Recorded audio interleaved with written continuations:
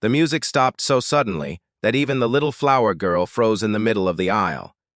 Every face turned toward the church entrance, waiting for a bride who would never come. The silence was louder than any scream, and in that painful moment, Jonathan realized the happiest day of his life had quietly died before it had even begun. Imagine standing there with everyone you love, watching your world collapse in front of them. What would you do if the person you trusted most disappeared without a single goodbye? Would you walk away forever, or would you still believe that life could surprise you one more time? The wedding had been planned for nearly a year in a small town outside Nashville, Tennessee. Jonathan Carter had worked overtime as an electrician, taking every weekend shift he could find just to give his fiancée, Rebecca, the wedding she had always dreamed about. He wasn't rich, but he believed love was measured by sacrifice, not money. Friends admired his quiet loyalty, and even strangers could see the excitement in his eyes whenever he spoke about building a future with her. That morning, he arrived early at the historic white church, smiling nervously as guests filled the pews. Everything looked perfect until Rebecca's phone suddenly went silent, and then her family began exchanging worried looks. Nearly 30 minutes passed before Rebecca's father walked slowly toward Jonathan, with tears already filling his eyes. He handed him a folded letter that had been left in the bridal room. Rebecca had chosen someone else. She admitted she had fallen back in love with an old boyfriend and couldn't go through with the marriage. She apologized for the humiliation, but confessed she had never been brave enough to tell him sooner. Jonathan read every word twice before his hands started shaking. The room blurred as whispers spread through the church like a cold wind. Some guests quietly slipped outside, while others lowered their heads, unsure where to look. Jonathan stood alone at the altar, feeling as though every dream he had carried for years had shattered in seconds. Embarrassment quickly turned into unbearable heartbreak. He wasn't angry because she had stopped loving him. He was devastated because she had let him discover it in front of everyone he knew. His mother cried quietly in the front row, while his younger brother clenched his fists, wanting someone to blame.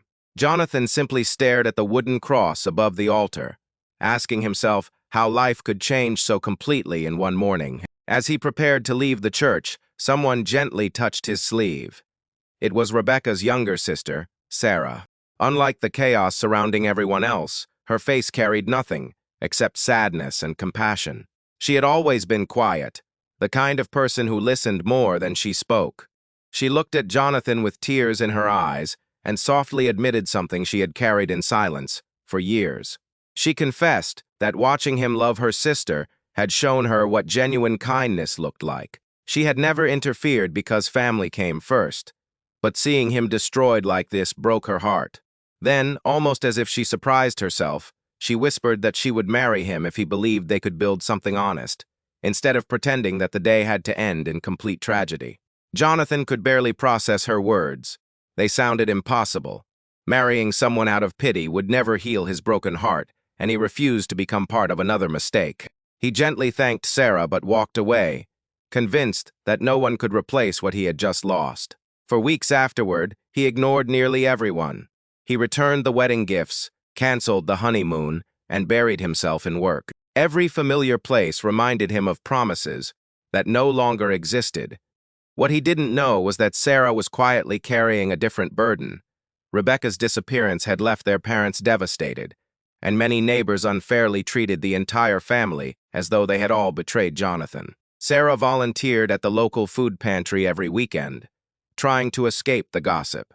One rainy Saturday, Jonathan unexpectedly arrived there after his pastor encouraged him to help others instead of hiding from his own pain. Neither of them expected to meet again in such a simple place, surrounded by people struggling with problems much bigger than broken weddings. Working side by side changed everything. There were no wedding decorations, no expectations, and no pressure. They spent hours packing groceries, helping elderly families, and listening to veterans who simply needed someone willing to hear their stories. Jonathan slowly realized that Sarah never tried to replace her sister. She never defended Rebecca's choices either. Instead, she respected his pain while quietly showing him that kindness could exist without asking for anything in return.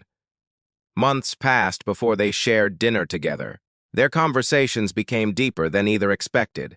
Jonathan learned that Sarah had postponed nursing school twice because she cared for their sick grandmother during her final years. Sarah discovered that Jonathan had spent much of his teenage years helping raise his younger brother after their father passed away unexpectedly. Both of them understood sacrifice. Both carried invisible scars. Most importantly, both believed love was something proven through actions, rather than words. When Jonathan finally asked Sarah why she had made that unbelievable offer inside the church, her answer stayed with him forever. She explained that she hadn't wanted to rescue him from embarrassment.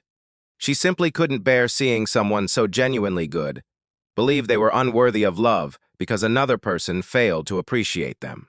She knew a marriage built on heartbreak would never survive, which was why she had been thankful he walked away that day. Healing had to come before any new beginning. A year later, the same church opened its doors once again. This time, there were fewer guests, smaller decorations, and no expensive celebration. Jonathan and Sarah wanted something simple because they had learned that lasting love had very little to do with appearances. As Sarah walked down the aisle, Jonathan wasn't thinking about the painful memories from the previous year. He was remembering every volunteer shift, every quiet conversation, every difficult step that had slowly rebuilt his trust. Their marriage wasn't born from a dramatic rescue. It was built through patience, honesty, forgiveness, and countless ordinary moments that became extraordinary together. Several years later, they welcomed twin boys into their family and continued volunteering at the same food pantry where their second chance truly began. People often asked how they met, expecting a romantic fairy tale. Jonathan would simply smile and say that sometimes life breaks your heart not to punish you, but to guide you toward the person who will carefully help you put every broken piece back together. Losing Rebecca had once felt like the end of his entire future, yet looking around his home filled with laughter, gratitude, and unconditional love, he finally understood that some closed doors protect us from lives that were never meant to be ours. Before this story ends, tell us in the comments, if you had been standing at that altar, would you have walked away forever, or would you have believed in a second chance? If this story truly touched your heart and reminded you that hope can appear when life feels completely broken, please like, comment, share, and subscribe so more people can discover stories that inspire kindness, healing, and the courage to believe in second chances.